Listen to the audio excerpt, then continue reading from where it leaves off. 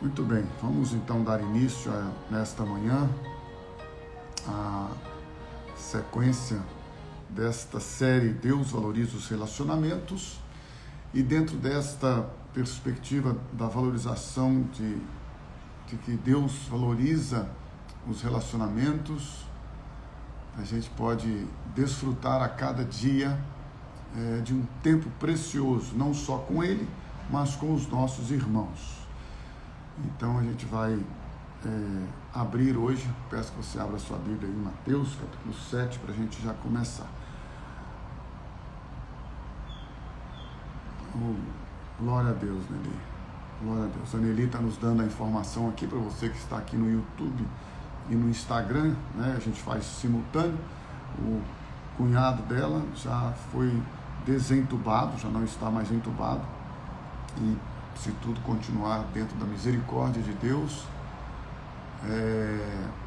ele sai da UTI já esta semana.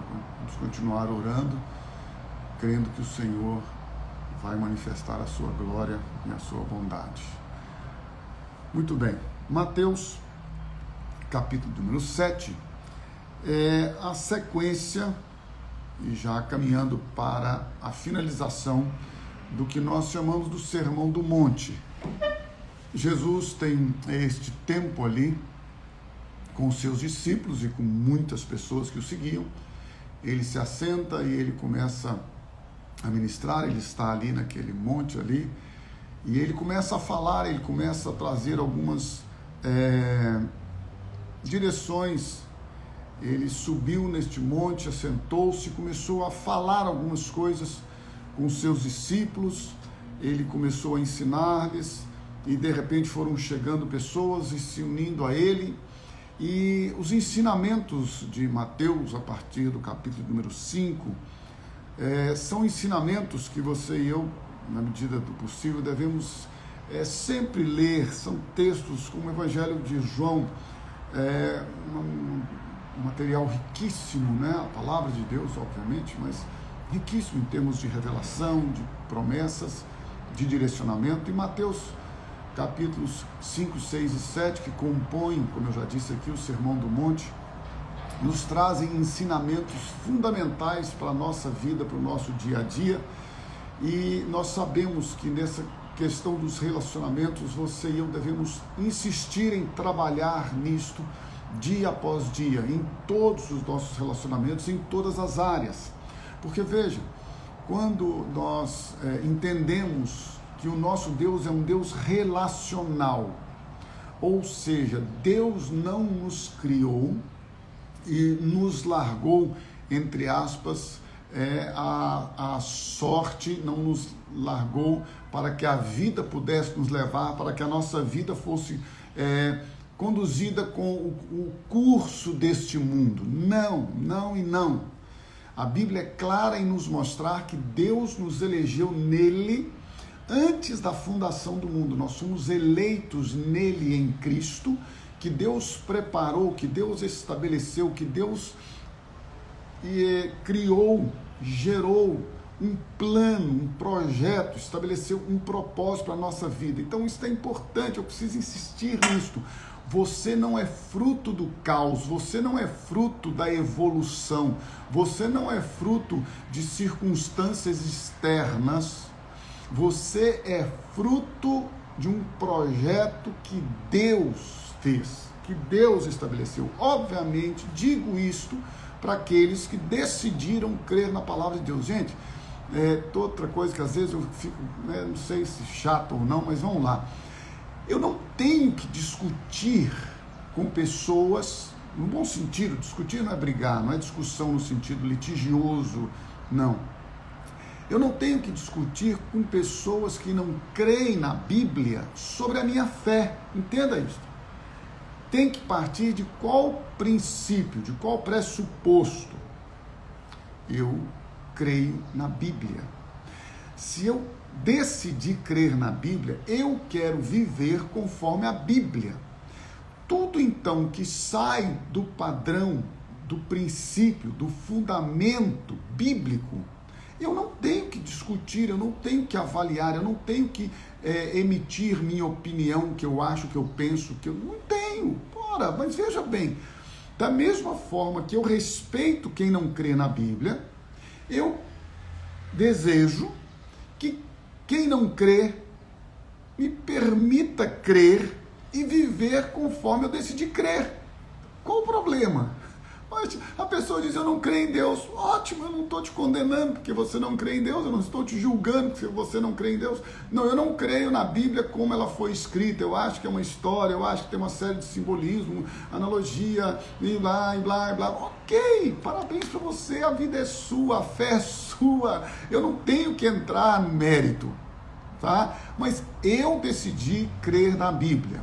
Bem, em crendo na Bíblia, em tendo decidido crer na Bíblia, a Bíblia diz que Deus nos criou para relacionar conosco. Esta é o que a Bíblia diz. Ele vinha todos os dias estar com o homem. E ao longo da história da humanidade descrita na Bíblia, nós vemos Deus se apresentando e se relacionando com os homens. Então, eu parto do princípio de que Deus é um Deus relacional. Quando nós chegamos, na perspectiva da lei, nós vemos o envolvimento e o relacionamento de Deus em estabelecer um lugar para se encontrar e se relacionar com o homem, que é o tabernáculo. Depois disso nós vemos os templos e posteriormente, já na nova aliança, nós entendemos então que Deus estabelece agora um retorno ao seu projeto original de se relacionar com o homem em intimidade, não mais em um prédio, não mais em situações envolvendo um prédio feito por mãos humanas, mas agora ele quer relacionar-se com o homem a partir da sua vida, do seu ser, do seu espírito, da sua palavra dentro de nós. Então Deus é um ser, Deus ele é relacional. Por isso que Deus valoriza os relacionamentos. Bem, se Deus valoriza os relacionamentos, obviamente ele na pessoa do seu Filho Jesus nos é o melhor exemplo. Jesus é o melhor exemplo que você e eu temos para desenvolver os nossos relacionamentos, seja com o Pai, seja com o próximo. Gente, simples assim, desculpa.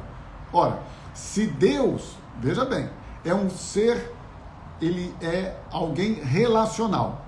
Se ele nos mostra que ao longo da história relacionou-se com os homens e em Cristo, na pessoa de Jesus, no estabelecimento de uma nova era, de um novo testamento, de um novo tempo, de coisas novas, na pessoa do seu Filho Jesus, ele nos mostra, o próprio Jesus repetidas vezes disse, o meu Pai, ele está comigo, eu estou com ele, nós estamos juntos, tudo o que eu faço, tudo o que eu falo é o que eu ouço do meu Pai, é o que eu vejo do meu Pai. Jesus nos mostra o tempo todo ele se relacionando com o Pai, ele saindo, ele tendo tempo com o Pai, em intimidade, em isolamento, de forma mais restrita, mais íntima. Então, quando Deus nos mostra isso, ele então nos dá o exemplo melhor na pessoa do seu Filho Jesus nesta terra.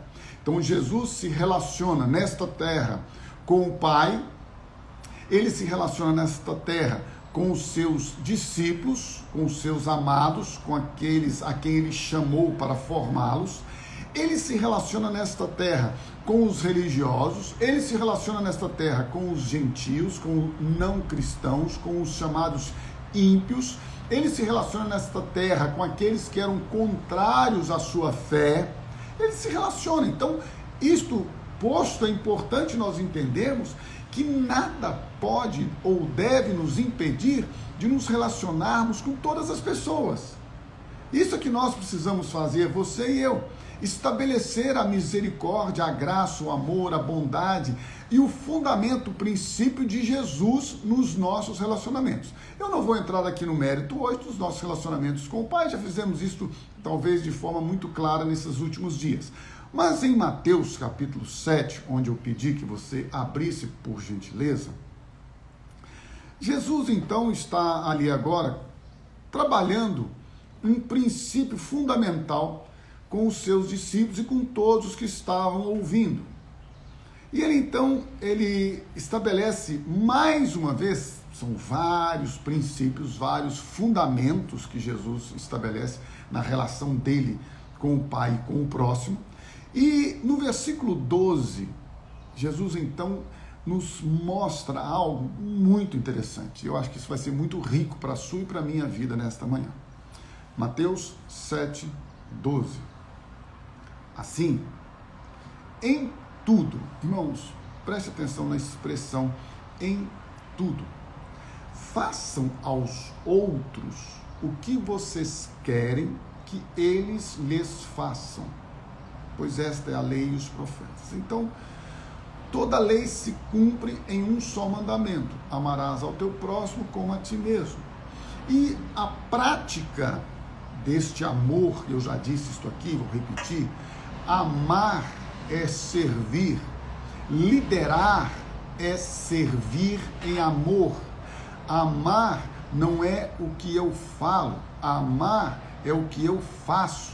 Eu não demonstro amor por aquilo que eu falo, porque palavras são muito bem-vindas e devem expressar o nosso sentimento, mas o nosso sentimento deve ser expresso, manifesto em ações, em atitudes. É por isso que a Bíblia diz que haja em vós o mesmo sentimento. E a outra tradução, no mesmo versículo, no mesmo texto, diz assim: que seja a atitude de vocês a mesma de Cristo. Porque é uma incoerência eu dizer que te amo e não ter práticas, atitudes de amor para com você. É incoerente. Por isso que há um desgaste muito grande nos relacionamentos quando nós falamos o que não praticamos. Isso chega em determinado momento a trazer divisão, separação, porque chega uma hora que aqueles com quem nós nos relacionamos desistem do relacionamento em face da nossa insistência em falar uma coisa e praticar outra. Porque no cristianismo, o que eu valorizo, eu priorizo. O que eu priorizo, eu pratico. Vou repetir para você. Na vida cristã, para sermos coerentes, para não sermos hipócritas, o que eu creio, o que eu valorizo, eu vou priorizar, vou colocar em primeiro lugar. Se é um valor para mim, se eu valorizo isso, eu vou priorizar. Se eu priorizo, eu vou praticar. Veja, senão nós vamos incorrer em incoerência. Por isso que Jesus disse: vocês até podem fazer o que os mestres da lei e os fariseus dizem para vocês fazerem, mas vocês não devem fazer o que eles fazem, porque eles são hipócritas. Eles mandam vocês fazerem uma coisa, mas eles mesmos não praticam aquilo que eles mandam vocês fazerem. Portanto, é importante nós termos coerência de vida. Aí Jesus estabelece agora aqui nesta relação uma regra, um princípio, um fundamento de vida diária, prática, de atitude. E ele diz assim, Mateus 7, 12. Em tudo, gente, em tudo. Eu falei com você aqui semana passada que a gente precisa, a partir destas lives, pelo menos eu gostaria, eu tenho tentado buscar isso e praticar isso para a minha vida, que tudo que eu falo aqui, tudo que eu compartilho com você hoje, eu quero colocar em prática para que amanhã, a minha vida, no decorrer deste dia, amanhã, quando eu chegar aqui às 8 horas da manhã, eu possa ter na minha vida um crescimento dentro daquilo que eu adquiri de conhecimento. Porque informação sem formação é sino que tine, é lata vazia, só faz barulho. Veja bem, não adianta eu ter informação se não houver formação. Então eu preciso conhecer a palavra de Deus, como estamos conhecendo nestas manhãs, mas eu preciso colocá-las em prática. E a prática de Jesus, no versículo 12 de Mateus 7, é esta: em tudo, façam aos outros o que vocês querem que eles lhes façam. Isto foi denominado por alguns filósofos e, enfim, teólogos e todas as pessoas que gostam de pensar, gente que gosta de pensar, como uma regra de ouro. Esta regra de ouro ela foi tão fortemente divulgada e estabelecida em alguns círculos da sociedade que nos Estados Unidos, só para você ter uma ideia, em 1902, J.C. Penney, esta rede de lojas que aqueles que moram nos Estados Unidos ou que frequentam, que já foram, enfim, não importa. Esta rede de loja, em 1902, ela foi criada e o nome desta rede era Regra de Ouro. Só em 1913 que foi mudado o nome para J.C. Penney. Antes era Regra de Ouro. Qual era a ideia? Era justamente dizer aos clientes que aquilo que é bom para mim tem que ser bom para você. Aquilo que é bom para você tem que ser bom para mim. Esta é a ideia, esse é o conceito. Tanto é que a gente estranha, né, nós brasileiros, quando vamos aos Estados Unidos. Infelizmente, isto hoje tem ainda mudado um pouquinho, mas eu já comecei aí alguns anos atrás. A gente estranha o fato de nós chegarmos numa loja, adquirirmos um produto. Às vezes você vai para casa, abre o produto, usa o produto e volta na loja e diz: não quero. Aí o atendente ele não pergunta para você no sentido de duvidar ou de questionar, no sentido de não querer fazer a devolução, não é isso. Pode ser no sentido de informação para o produto, para a empresa. Fora isso, a maioria nem pergunta. Você chega lá e fala assim: não quero. Aí ele pega, pega a sua nota, o que for, passa o código de barra e te devolve em dinheiro, em espécie, ou acredita no seu cartão, enfim, a forma vai ser lá. Mas você vai receber aquilo que você comprou de volta, sem questionamento, sem nada. Por quê? Aquilo que eu quero que você faça a mim, eu vou fazer por você. Este é o princípio da regra de ouro. Nós, você e eu, estamos muito acostumados na regra da reciprocidade, certo? Eu faço para você, por você, esperando que você faça para mim, por mim. Existe a regra do abuso, né? A regra do abuso, da ameaça. Eu tenho pânico de pessoas que agem desta forma, muitas vezes numa situação velada, né? De forma paralela, com frases, com atitudes. Isso nós vemos muito nos relacionamentos familiares, não é? Gente que cita a sua vida passada no sentido assim, vou explicar para você. Olha, você sabe que chegou um momento na minha vida, eu apanhei muito do meu pai, mas eu não quero te bater. O que é isto? Olha, meu pai me batia com mangueira, com cabo de vassoura e não sei o que, mas eu não quero fazer isso com vocês. Tem ameaça. Outros que dizem, meu pai foi assim, ou minha mãe foi assim, chegou uma hora que não aguentou mais e eu estou sentindo mesmo. Ele não fala, ele é covarde, ela infelizmente é covarde, não senta para tratar do problema, mas fica ameaçando com indiretas da história da sua vida. Então, existem várias coisas. As pessoas que fazem por interesse vão oferecer. Marido, homem, normalmente, quando ele compra alguma coisa que sabe que a esposa e os filhos e a família entendem que não é o melhor, não é o momento, não é a hora de gastar com aquilo, aí o que ele faz? Ele quer gastar com aquilo, ele permite, entre aspas, ele oferece algo para a família, algo para a esposa, para justificar a sua compra, o seu gasto. Isso é terrível. Isso é tudo velado, mas isso é terrível. E nós precisamos encerrar isso na nossa vida. Nós somos cristãos. Nós estamos crucificados com Cristo. Nós somos novas criaturas. Nós não podemos permitir que isso venha na nossa vida, você e eu. Nós temos que andar na luz, andar na verdade. E nós precisamos estabelecer um nível de relacionamento com o nosso próximo. E eu digo e repito tantas quantas vezes forem necessárias, o nosso próximo mais próximo, quanto mais próximo, melhor para praticarmos as verdades que temos ouvido.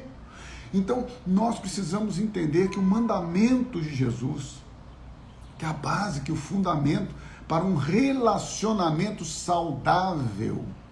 É você e eu agirmos para com o nosso próximo como nós gostaríamos de que ele agisse conosco. Mas aí vem um problema sério. Como eu disse aqui, existem várias situações emocionais, influências que recebemos na formação da nossa personalidade, da nossa história, da nossa vida, que nos levam muitas vezes de forma sublimada e às vezes, por isso que eu digo que é importante a intimidade com Deus, às vezes inconscientemente, gente, inconscientemente, sem perceber, a gente age assim. Vou compartilhar uma experiência pessoal minha. Eu, com 11 anos de idade, tive um trauma emocional muito forte. Com 11 anos, muito forte, entre 11 e 12 anos. Isso me revoltou, isso me trouxe muita revolta, blá, blá, blá, não importa. Enfim, aquilo na minha vida tocou, virou e tal, tal. E aí, depois de muitos anos, eu convivendo com a Áurea e ela sempre lembrando da infância dela. Ela lembrava disso, lembrava daquilo, a gente passava indo para São Sebastião da Vargem Alegre, São de Rio Branco, eu passava lá em Gricema, e aí ela passava na praça e falava, ali na praça, ela lembrava da escola, lembrava daquilo, eu ficava assim, rapaz, acho que a Áurea está inventando esse negócio, não é possível que ela lembre. Ela lembra quando ela tinha, sei lá, 4 anos, 5 anos, que os irmãos dela jogavam ela no poço, brincar de salva-vida, e lembra disso daqui, eu falei, mas como é que ela está lembrando desses trem? E eu não lembrava de nada. Passado um tempo, eu, na comunidade, tinha uma menina lá de Conquista, Thaís, que fazia psicologia aqui em Valadares. Aí, um dia ela falou, pastor, eu estou lendo um livro, eu sempre gostei de ler, eu estou lendo um livro muito bom e tal, você não quer ler? Eu falei, quero, claro, opa, livro bom daí, de Freud. Eu falei, vou ler lá eu, né? Aí estou lendo o livro lá, muita coisa não entendia nada mesmo, mas estou lendo, vou lá, vou no dicionário, porque se tem uma coisa que eu fiz a vida toda. Primeiro que eu não estudei, né, como você estudou, assim, eu fugi da escola na 5ª e na 6ª série, depois de fazer supletivo, faculdade, mas nem terminei, mas nada que fosse uma coisa assim de estudar mesmo. E aí sempre que eu vou ler, agora não, porque tem o Google, tem o smartphone, tem a internet, mas eu sempre lia com o dicionário Aurélio do meu lado, né, para eu conhecer as palavras, saber ali. E aí lendo o livro ali, com o dicionáriozinho, eu e ele, nós dois ali lendo e tal, chegou uma hora que eu li uma pesquisa de Freud, que dizia o seguinte, que quando uma criança sofre um trauma muito grande, emocional na sua vida, em determinada fase, a tendência quando adulto é bloquear aquela fase passada, naquele trauma ali, sofreu trauma, ela vai bloquear e tal, então eu não tenho. Aí eu falei, poxa, eu não tenho memória, eu não tenho lembrança da minha infância. Quando eu li aquilo, sabe o que eu fiz? Ajoelhei, falei, ó Espírito Santo, a partir de agora, eu quero lembrar da minha infância, porque a minha infância foi maravilhosa. Minha infância foi maravilhosa, eu não tive problema na minha infância nenhum. Eu não posso falar que eu tenho trauma nenhum, não fui abusado, não fui coagido, não fui ameaçado, não fui espancado. Minha infância foi maravilhosa. Aí eu falei, Senhor, eu preciso disso aqui. Eu orei, repreendi aquele bloqueio, desfiz aquele bloqueio pelo poder do nome de Jesus Cristo. Naquele momento não me lembro, não precisei ou não fiz a terapia que talvez fosse melhor ter feito, mas enfim, não fiz. O fato é que fui lá na casa da minha mãe, peguei todos os meus álbuns, grande parte dos meus álbuns de fotografia, e comecei a ler, e de lá ver, e de lá para cá, vendo e lembrando e trazendo à memória, muita coisa foi saindo e eu me vi curado de um trauma que eu tinha na minha vida. Então, eu estou dizendo e contando essa história para quê? Para você entender que nem sempre nós sabemos onde está, mas as nossas ações e reações muitas vezes estão sublimadas ou partem do nosso inconsciente, que nós nem sabemos como foi, por que foi. Mas você e eu temos hoje o poder da palavra de Deus, nós temos hoje a ação do Espírito Santo, nós temos hoje o poder manifesto da palavra de Deus que nos liberta, que nos transforma, que traz para as nossas vidas a libertação do mais íntimo do nosso ser. Então não importa os traumas, os complexos, as marcas que você tenha recebido na sua vida, que o mundo, que a família, que as pessoas que te influenciaram tenham trazido sobre a sua vida. Uma coisa só importa: o nosso Deus é poderoso para te libertar, para trazer para a sua vida a libertação de dentro para fora e fazer com que você fique livre de todas as marcas, traumas, complexos e influências negativas da sua vida. E a partir daí, pelo poder do Espírito Santo, pelo poder da palavra de Deus, pelo poder da vida nova em Cristo, pelo poder daquilo que o Deus Todo-Poderoso faz na sua vida, você começa agora a viver uma dimensão nova. E nesta dimensão nova, preste atenção nisso, você e eu precisamos agora agir e reagir e ter as nossas ações e reações, as nossas atitudes pautadas no princípio bíblico. Qual que é o princípio bíblico? Que você trate ao próximo como você quer ser tratado. Agora lembre-se, você não pode usar neste fundamento, nesta base, olha aí, preste atenção nisso. Você não pode usar o princípio ou a regra da reciprocidade. É isso que é ruim, né? Não pode. Você não pode fazer ao outro o que ele deseja, o que você deseja que ele faça por você, esperando que ele faça. Você tem que agir independente. Na verdade, vou repetir, você não pode fazer ao outro o que você gostaria que fosse feito com você, esperando que ele faça o mesmo com você. Não dá. Aí não é a regra de ouro, é a regra da reciprocidade. Pode, cuidado que é sutil, é uma armadilhazinha se você não vigiar.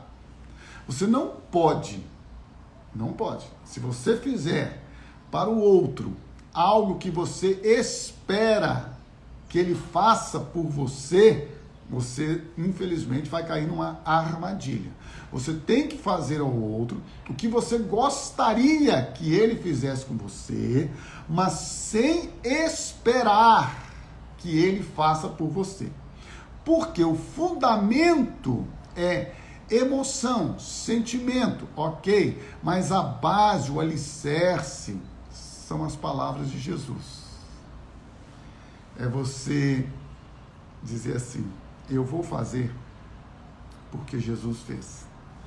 Eu vou fazer como Jesus fez. E como Jesus fez? Ele amou, deu a sua vida sem esperar nada.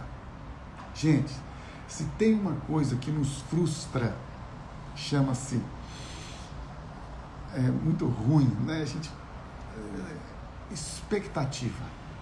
Ah, meu Deus. Você cria uma expectativa. Você cria expectativa.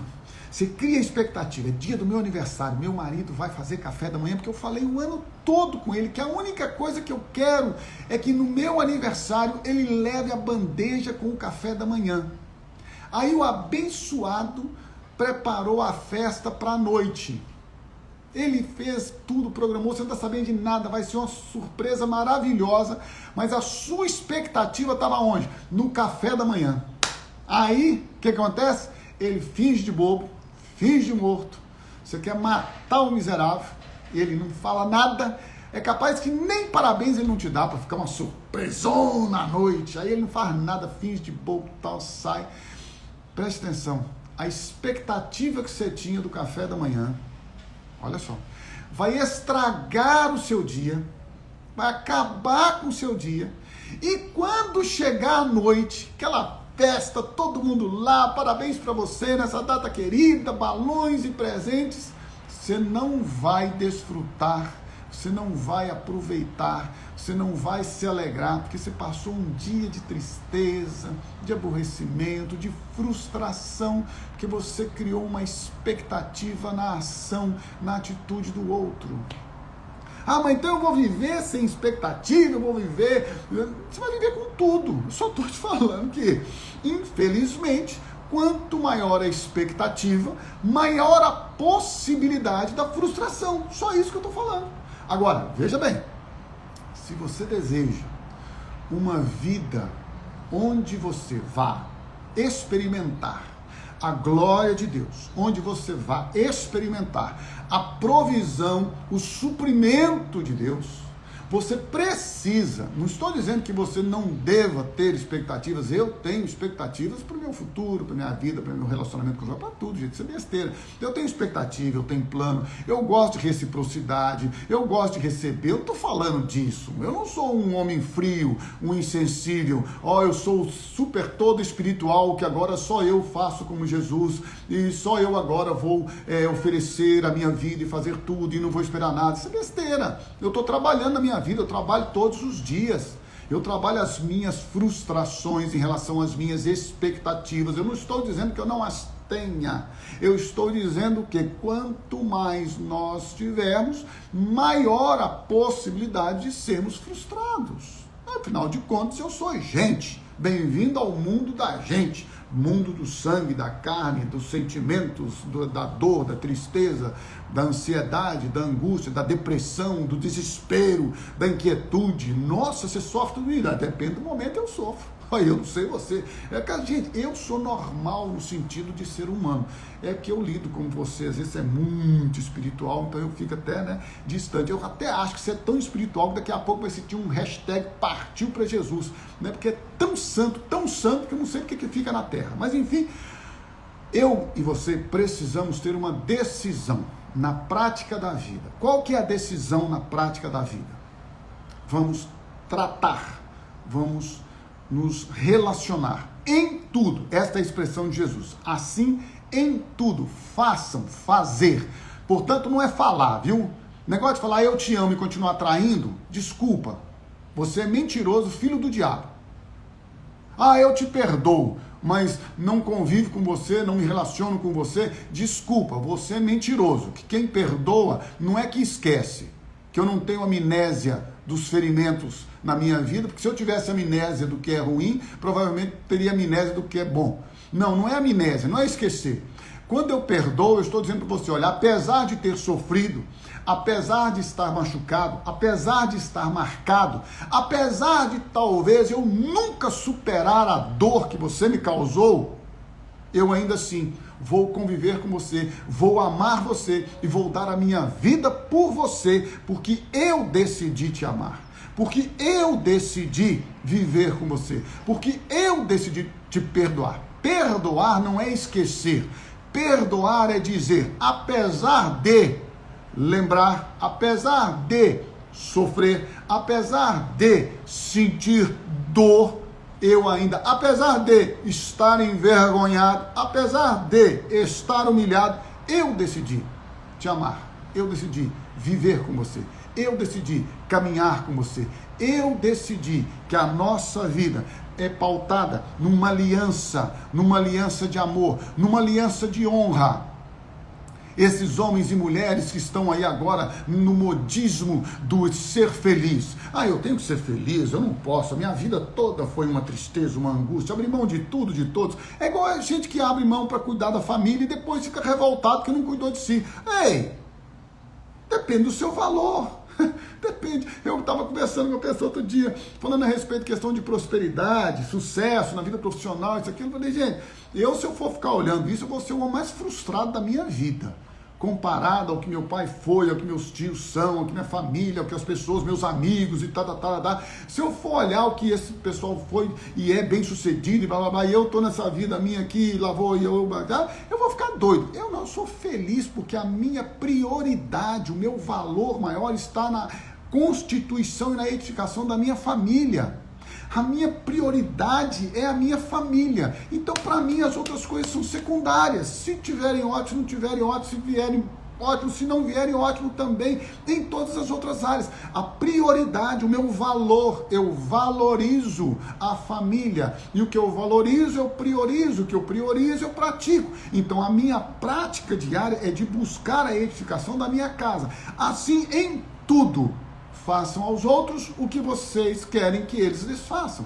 Faça. Agora, veja bem, se eles não fizerem, olha o ponto importante, gente. Aí ele não fez, eu vou deixar de fazer? Não. Por quê? Porque o meu fundamento não é reciprocidade. O meu fundamento não é interesse. O meu fundamento não é alcançar um objetivo de satisfação pessoal meu. O meu fundamento é Jesus. E Jesus disse: ame o seu próximo como eu te amei. Ninguém tem maior amor do que este, dar a vida pelos seus amigos. É por isso que você e eu podemos dizer assim: nós somos amigos de Jesus. Nós somos amigos de Jesus. Nós não somos servos, porque ele falou tudo o que ele ouviu do Pai conosco. Ele revelou tudo que o Pai disse a ele para nós. É por isso que nós não somos mais pessoas que andam segundo o curso deste mundo. Por isso que nós não andamos mais segundo o príncipe das potestades, o príncipe que opera nos filhos da desobediência. Nós andamos com Jesus, nós andamos como Jesus, nós andamos com os princípios de Jesus, nós andamos com base nas Escrituras Sagradas, porque nós somos amigos de Jesus, nós somos amigos de Deus, nós somos filhos de Deus, nós somos amados do Pai, nós estamos debaixo de um projeto, de um propósito, de um plano, e o plano de Deus para a sua e para a minha vida é perfeito. É um plano de relacionamento, de intimidade com Ele, e um plano de relacionamento saudável com o nosso próximo, que independe da reação dele. A minha ação não depende da reação do outro. A minha ação depende da minha decisão de obedecer o que a Bíblia diz. E eu quero dizer para você nesta manhã, com muito amor, que assim, em tudo, façam aos outros o que vocês querem que eles lhes façam. E mesmo que não lhes façam, aí já sou eu, é a Bíblia. Se você faz e o outro não retorna para você como você fez com ele, não se preocupe, não se estresse, não fique nervoso, não fique chateado, não fique triste. E se ficar, respira, ore, abençoe e lembre-se, você está crescendo. Gente, sexta-feira nós terminamos uma live. De sexta para cá tem que ter mudado. Hoje nós estamos aqui caminhando para o finalzinho desta live. Amanhã nós temos que estar melhores. Amanhã a gente tem que estar mais maduro. Amanhã a gente tem que ser menos menino. Amanhã a gente tem que ser menos infantil. Amanhã nós temos que ser menos imaturos. Amanhã nós temos que crescer melhores do que hoje. Quando você levantar amanhã, você vai ter uma experiência de vida neste dia, nesta segunda-feira, que ao dormir em paz, porque em paz me deito e logo pego no sono, você vai deitar, dormir, e quando você levantar amanhã, abrir os seus olhos, quando você respirar o ar que Deus te dá e louvar a Ele pelas misericórdias do Senhor, você estará uma pessoa melhor do que hoje. Por quê? Porque Filipenses 1:6 diz: aquele, o Pai Celestial, que em vós começou esta boa obra, Ele mesmo, o Pai Celestial, que começou a boa obra na nossa vida, vai aperfeiçoá-la, vai completá-la até a volta de Cristo Jesus.